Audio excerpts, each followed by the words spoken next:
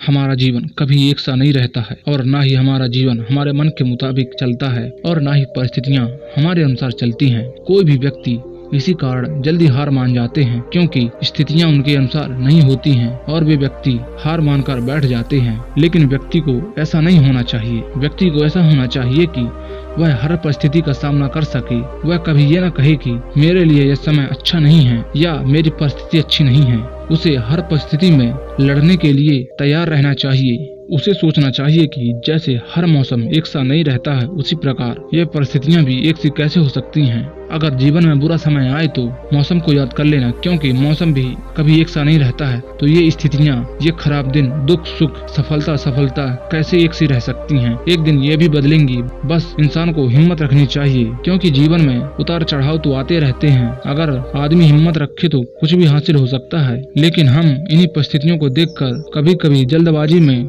कुछ गलत फैसले ले लेते हैं और उनका नुकसान हमें बहुत बड़ा होता है। इसीलिए कभी भी जल्दबाजी में फैसले न लें। जब तक किसी भी चीज के बारे में अच्छे से अवलोकन न कर लें, सही निर्णय करने के बाद ही फैसले लेने चाहिए। इसी बात को हम एक कहानी के माध्यम से समझते हैं। एक राज्य था, वहाँ पर एक बहुत प्रतापी राजा था। उसका राज्य बहुत ही विशाल था और उसके राज्य में शांति और अमन थी। उसकी पूरी प्रजा अपना जीवन सुखी सुखी एवं अपनी मेहनत से कमाकर अपना जीवन यापन कर रही थी। लेकिन राजा समय के साथ बूढ़ा हो चला था।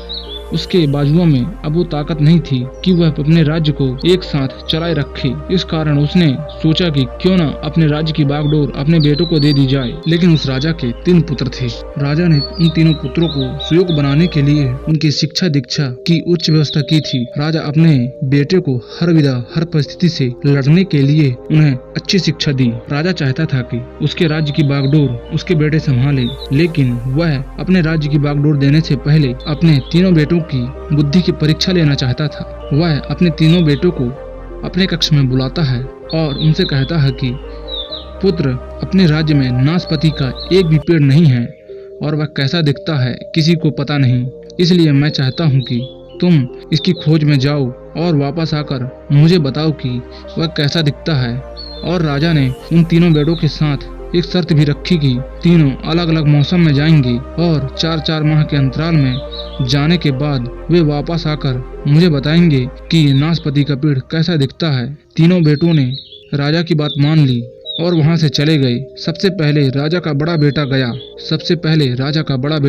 कुछ दिन निरीक्षण करने के बाद वापस वह महल में आ गया। इसके बाद 4 माह के अंतराल के बाद वह अपने मझले बेटे को नाशपाती के वृक्ष का निरीक्षण करने के लिए भेजता है। उसका मझला बेटा भी कुछ दिन निरीक्षण करने के बाद वापस महल में आ जाता है और फिर 4 माह के अंतराल के बाद वह अपने छोटे बेटे को नाशपाती का वृक्ष के निरीक्षण करने के लिए भेजता है। उसका छोटा बेटा भी कुछ दिन बाद निरीक्षण कर जब उसके तीनों बेटे वापस महल में आ जाते हैं तो वह एक साथ अपने तीनों पुत्रों को बुलाकर पूछता है कि बताओ नाशपाती का वृक्ष कैसा दिखता है। सबसे पहले बड़े बेटे ने उत्तर दिया कि नाशपाती का वृक्ष बहुत ही अजीब दिखता है। वह पेड़ में न कोई पत्ती होती है और न ही कोई फल, वह एकदम सूखा वृक्ष होता है। बड़े बेटे की बात सुनकर तुरंत मंझला बेटा बोला, नहीं, वृक्ष हरा भरा होता है लेकिन उस वृक्ष में कोई भी फल नहीं लगे रहते हैं। बस यही एक सबसे बड़ी कमी है उस पेड़ में। मंझले बेटे की यह बात सुनकर तुरंत छोटे बेटे ने बोला कि नहीं, मेरे दोनों बड़े भाई किसी अन्य वृक्ष को देखकर आए हैं, क्योंकि नाशपाती का वृक्ष तो बड़ा ही हरा भरा और फलदार होता है। उस वृक्ष में फल लगे होते हैं, मैंने अपनी आंखों से खुद देखा है। छोटे बेटे की यह बात सुनकर राजा के तीनों बेटे आपस में अपनी अपनी बात पर अड़ गए और आपस में बहस करने लगे।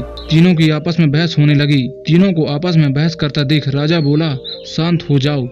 तुम तीनों ने जो वृक्ष देखा वह नाशपाती का ही वृक्ष है और तुम तीनों सत्य हो। तुम तीनों की बात एकदम सत्य है, लेकिन तुम तीनों ने उस वृक्ष को अलग अलग मौसम में देखा है। राजा की यह बात सुनकर तीनों पुत्र एक दूसरे का मुंह देखने लगे। फिर राजा ने कहा कि पुत्र, तुम तीनों को मैं जानबूझकर अलग अलग मौसम में भेजा था। ऐसा मैंने इसीलिए किया क्योंकि मैं तुम्हें जीवन की सबसे बड़ी बात बताना चाहता था। उन तीनों बेटों ने अपने पिताजी से कहा कि वह कौन सी सीख है पिताजी। राजा ने कहा कि पहली सीख, किसी भी चीज को या किसी भी को देखकर पहली बार में ही उसके बारे में पूरी जानकारी नहीं प्राप्त करते। किसी भी व्यक्ति या वस्तु के बारे में पूरी जानकारी प्राप्त करने के लिए लंबे समय तक उस चीज का अवलोकन करना पड़ता है। किसी भी के बारे में हमें जल्दबाजी में कोई राय नहीं लेनी चाहिए।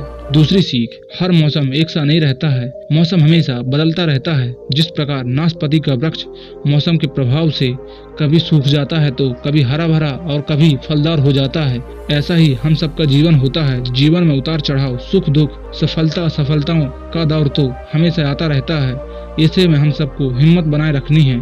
यह बुरा समय मौसम की तरह गुजर जाता है, बस यही हमें धैर्य बनाए रखना है, हिम्मत कभी हारनी नहीं है।